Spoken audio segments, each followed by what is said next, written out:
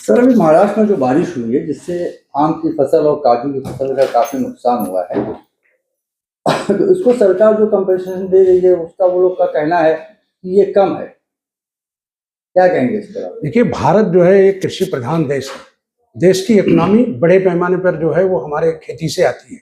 महाराष्ट्र में जो अभी ये ओले पड़े और बारिश आई, आंधी आई, उससे दो फसलों को बहुत नुकसान हुआ है। एक खास करके आम, जो महाराष्ट्र का एक ट्रेडिशनल फल भी है और इस सीजन में हमारे किसानों को उससे एक बड़ी आमदनी होती है। दूसरे, महाराष्ट्र में काजू सबसे बड़े पैमाने पर पैदा होती है। दोनों फसलों को बड़ा नुकसान हुआ है। सरकार का दावा है कि हम किसानों के साथ खड़े हैं, उनकी आमदनी दुगना करेंगे, लेकिन निहायत अफसोस है इस बात का कि सरकार बिल्कुल किसानों के साथ नहीं खड़ी है।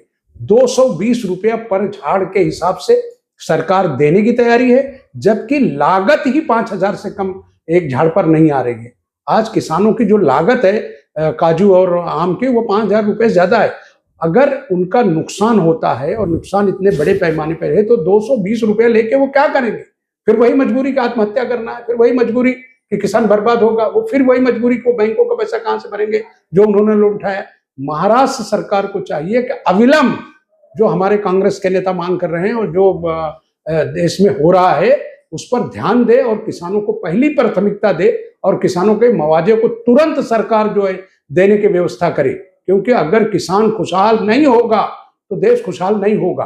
और अब और नुकसान बढ़ रहा है क्योंकि देश की इकोनॉमी जिस ओर जा रही है।